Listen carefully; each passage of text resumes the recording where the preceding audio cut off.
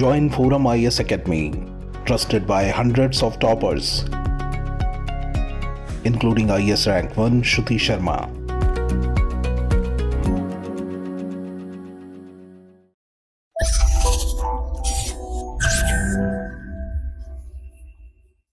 Hello everyone, welcome back to cut the crap initiative forum IAS. Cut the crap initiative में daily हम एक topic लेते हैं, उसका 360 डिग्री एनालिसिस करते हैं और उसका हैंड रिटन कंटेंट भी आपको प्रोवाइड किया जाता है। आज के डिस्कशन में हमने टॉपिक लिया है ज्वाइंट पार्लियामेंट्री कमिटी और इसका जो कंटेंट है, कंटेंट प्रिपेयर्ड है, इसको आप डाउनलोड कर सकते हैं। डिस्क्रिप्शन में लिंक दिया गया है टेलीग्राम चैनल का, जिसको आप सब्सक्राइब कर सकते हैं और वहां से डेली बेसिस पे कट द क्रैप इनिशिएटिव में जो भी कंटेंट है, जो डिस्कशन का टॉपिक है, उसको आप डाउनलोड कर सकते हैं। ये जो कंटेंट है बिल्कुल सिनॉप्टिकल फॉर्म में बनाया गया है, इसमें अननेसेसरी पॉइंट्स या फिर कंटेंट कुछ नहीं होता है। ठीक है, आप इसको जरूर डाउनलोड कर ले अपने आगे रिवीजन के लिए। तो आज का जो टॉपिक है वो है joint parliamentary committee. Opposition Adani के ऊपर जो एलिगेशंस हैं स्टॉक मैनिपुलेशन के, उसको लेकर लगातार गवर्नमेंट को अटैक कर रहा है और गवर्नमेंट से ये डिमांड कर रहा है कि एक ज्वाइंट पार्लियामेंट्री कमिटी बैठाई जाए उस एलिगेशन को प्रूव करने के लिए। तो इसी वजह से हमने आज टॉपिक लिया है ज्वाइंट पार्लियामेंट्री कमिटी। यूपीएससी भी बार बार कमिटी सिस्टम के बारे में पूछती है, पीएससी के बारे में पूछ चुकी है, डिपार्टमेंटल स्टैंडिंग कमिटीज के बारे में पूछ चुकी है। जेपीसी के बारे में पिछले 10-12 सालों में क्वेश्चन नहीं आया है, तो जेपीसी आपकी यूपीएससी के लिए भी इंपॉर्टेंट हो जाता है। तो इंडिया में कमिटी सिस्टम है, पार्लियामेंट के पास कई सारी कमिटीज हैं। तो कमिटी सिस्टम क्यों है? देखें, जो एग्जीक्यूटिव होता है, executive is responsible to the legislature, ठीक है, और जो पार्लियामेंट है उसके पास कई सारे टूल्स हैं ये अकाउंटेबिलिटी इंश्योर करने के लिए। तो इसी वजह से बीच में आती है कमिटी सिस्टम। कमिटी सिस्टम्स क्या करती हैं? They ensure accountability of the executive to the legislature. 1993 से एक स्ट्रक्चर्ड फॉर्मेट में कमिटी सिस्टम शुरू हुआ, जब डिपार्टमेंटल स्टैंडिंग कमिटीज को ऐड किया गया कमिटी सिस्टम में। तो इंडिया में कमिटी सिस्टम दो तरह का है, एक स्टैंडिंग कमिटीज हैं, एक एडहॉक कमिटीज हैं। स्टैंडिंग कमिटीज में parliamentary account, public accounts committee, estimates committee, departmental standing committees. Ad hoc committees में joint parliamentary committee, select committee, ये सब हैं। तो हमारा जो आज का डिस्कशन है वो ज्वाइंट पार्लियामेंट्री कमिटी पे है। ठीक है, इसमें हम ये देखेंगे कि ज्वाइंट पार्लियामेंट्री कमिटीज होती क्या हैं, इनका जो रिपोर्ट्स है वो कितना इफेक्टिव होता है और गवर्नमेंट के ऊपर क्या उसका इंपैक्ट होता है। फिर हम ब्रीफली देखेंगे कि जेपीसी और पीएसी में क्या डिफरेंस है। ठीक है, तो बात यहां पे हो रही है ज्वाइंट पार्लियामेंट्री कमिटी की।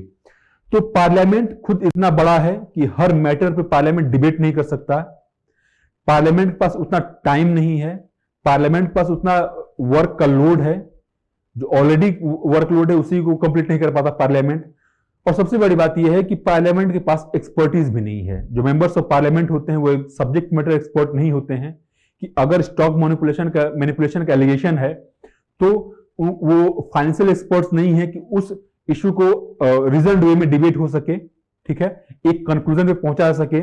इसी वजह से कमिटीज का हेल्प लिया जाता है, क्योंकि कमिटीज जो होती हैं किसी को भी समन कर सकती हैं, किसी डॉक्यूमेंट को मांग सकती हैं किसी से भी, और प्रॉपर तरीके से एक इन्वेस्टिगेशन कर सकती हैं। ठीक है, तो ज्वाइंट पार्लियामेंट्री कमिटी, तो जैसे मैंने आपको बताया कि स्टैंडिंग कमिटी, एडहॉक कमिटी, दो टाइप्स की पार्लियामेंट्री कमिटीज होती हैं। तो जो जेपीसी होता है ये एक एडहॉक कमिटी होता है। ठीक है, एडहॉक कमिटी होता है और जेपीसी एक तरह से कहते हैं कि एक स्पेसिफिक पर्पस के लिए बनाया जाता है। जैसे कि पीएसी है, पीएसी को हर साल बनाया जा सकता है, एस्टिमेट्स कमेटी को हर साल बनाया जाता है, लेकिन ज्वाइंट पार्लियामेंट्री कमेटी को हर साल नहीं बनाया जाता है। कोई स्पेसिफिक इशू होता है उसको प्रूव करने के लिए बनाया जाता है और उसका एक टाइम ड्यूरेशन होता है, उसके बाद ये कमेटी डिसबैंड हो जाती है। तो एक परमानेंट कमेटी नहीं है। पीएसी को, एस्टिमेट्स कमेटी को एक तरह से परमानेंट कमेटी भी कह सकते हैं हम लोग, लेकिन जेपीसी जो होता है ये एडहॉक कमेटी होता है। एडहॉक से ही आपको समझ में आ जाएगा कि कुछ स्पेसिफिक पर्पस होता है इसका और लिमिटेड टाइम ड्यूरेशन के लिए कमेटी होती है। ठीक है, तो पहली बात है एडहॉक कमेटी। दूसरी बात यह है कि जेपीसी बिठाने के लिए पार्लियामेंट में एक मोशन पास करना जरूरी है। तो चाहे लोकसभा हो या फिर राज्यसभा है, राज्यसभा दोनों में कहीं भी मोशन को इंट्रोड्यूस किया जा सकता है।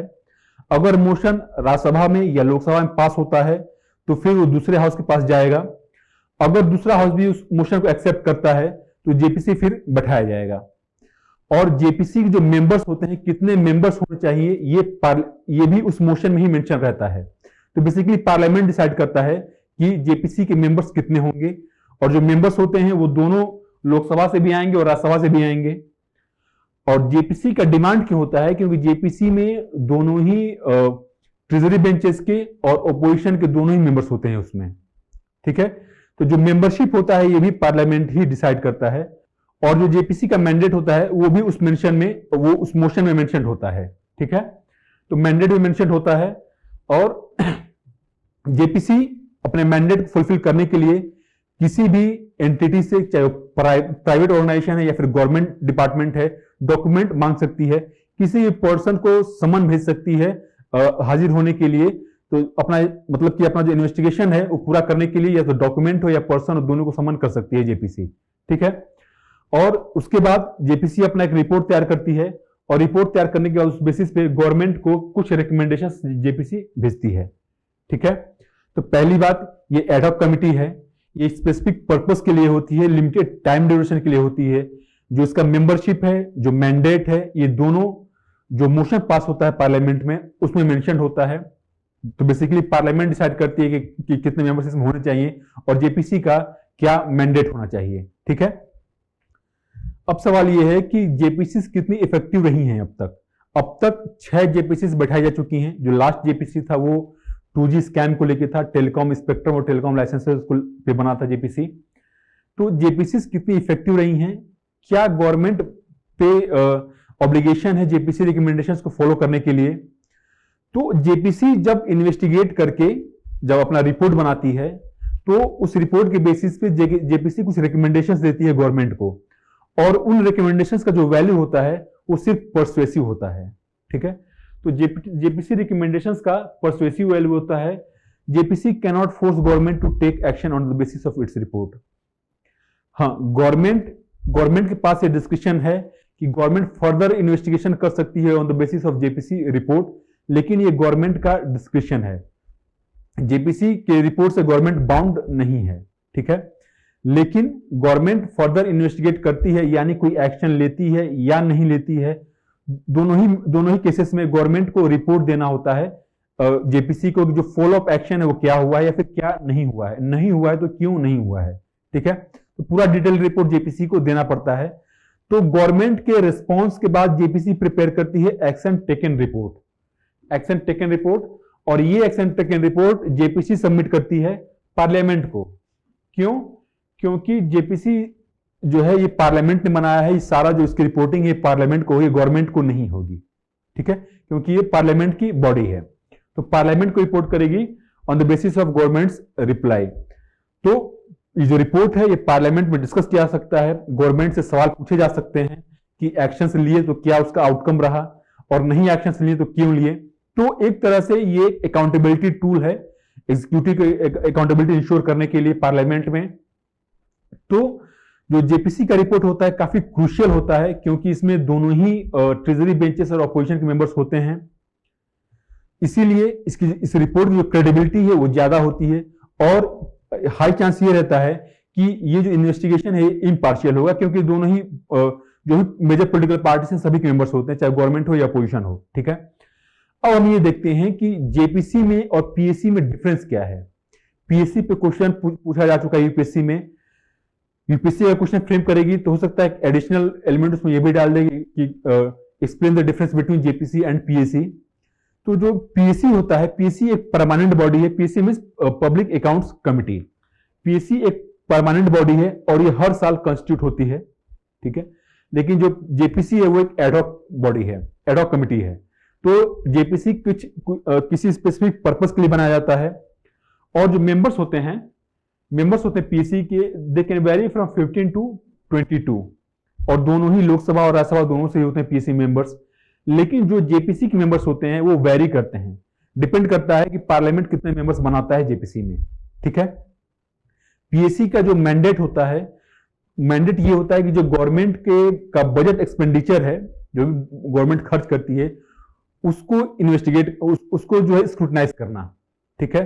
तो जो गवर्नमेंट एक्सपेंडिचर करती है उसके बेसिस पे कैग अपना रिपोर्ट करता है, कैग रिपोर्ट करता है पीएससी को।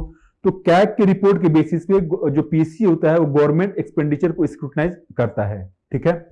लेकिन मीन्स कि अगर कोई फाइनेंशियल इरेगुलरिटी है तो उसको पीएससी इन्वेस्टिगेट कर सकता है।